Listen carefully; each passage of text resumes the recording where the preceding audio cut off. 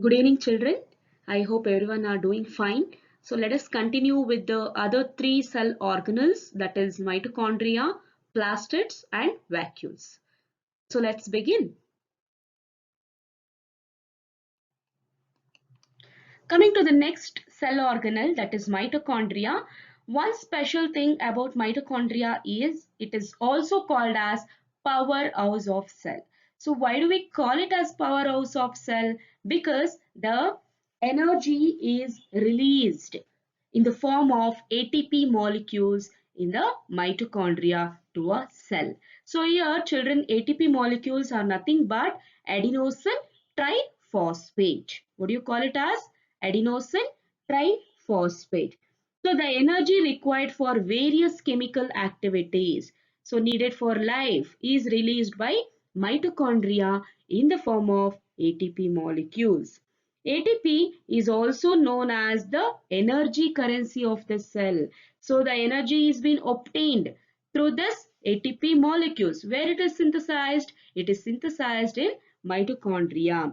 So the body uses this energy which is stored in the form of ATP for making new chemical compounds. Any new chemical compounds to be formed in case of cell, this ATP molecules help with that. Okay, and also to perform any mechanical work, these ATP molecules help us. Okay, just imagine if you don't eat 2 times a meal in a day. So, but still you will be surviving, you will be having so much of potential to do other work. So, how it is possible? Because the ATP molecules are released in mitochondria, it is helping you to perform some mechanical work. Okay, mitochondria have two membrane, as you see here. You can see it in a picture. There is two membrane. One is inner membrane and outer membrane.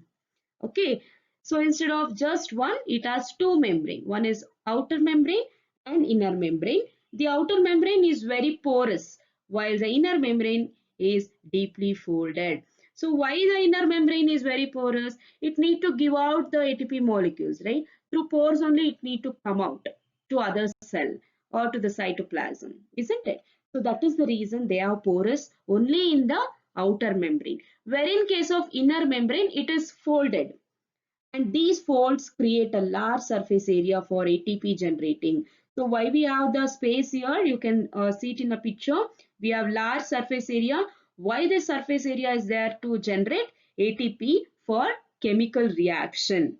Okay, mitochondria are strange organelles in the sense that they have their own DNA. So if you look into any cell organelle, uh, this is a very unique cell organelle wherein you can see their own DNA will be there. Okay, they have their own DNA and ribosomes. Therefore, mitochondria are able to make some of their own proteins. So here in mitochondria, it prepares its own protein. Okay, so wherein if you look into other cell organelles, you don't see any separate DNA or protein or any ribosomes are there. Okay, so only in case of mitochondria, you can see there is separate DNA as well as ribosomes to produce their own proteins. Okay, so this is about mitochondria. So children, next cell organelle is plastids. Where you can find out this plastids, it is only present in case of plants. Don't get confused. Plastids are present only in case of plant cells. Okay, there, so you can find it in a picture. So there are two types of plastids. One is said to be chromoplast and another one is leucoplast.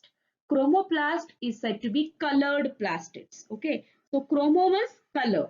Color plastids are said to be chromoplast, wherein leucoplast is said to be white or colorless plastids. Leuco means white. Okay, so white or colorless plastids. So what are the two types of plastids? The two types of plastids are said to be chromoplast and leucoplast. Chromoplast is said to be colored plastids, wherein leucoplast are said to be colorless plastids. Okay, it is quite opposite. Plastids containing the pigment called chlorophyll are also known as chloroplast. And you people know what is the function of chloroplast. What is the function of chloroplast? It acts as a pigment for a plant. That is why plant looks green in color. And also one more function, it absorbs the sunlight in the manufacturing of food by the process photosynthesis, isn't it? So this plastids contains pigment. What is a pigment? It is chlorophyll and that are said to be chloroplast. Chloroplasts are so important for photosynthesis in case of plants. You know it. Chloroplasts also contain various yellow or orange pigments in addition to chlorophyll. So not only green pigment but also this chloroplast consists of yellow or orange pigments in addition to the chlorophyll. So leucoplasts are primarily organelles in which materials such as starch, oils and proteins granules are stored. So what is the function of leucoplast? Leucoplasts are primarily organs or organelles in which materials such as starch, oils and protein granules are stored. It is a storage space for all these kind of starch, oils, protein granules. Okay, so they store all these things. So the internal organization of plastids consists of numerous membrane layers embedded in a material called a stroma. You can see stroma here. Yes. So it is a numerous membrane layers which is embedded. Okay, that is said to be stroma. Plastids are similar to mitochondria. It is quite similar to mitochondria.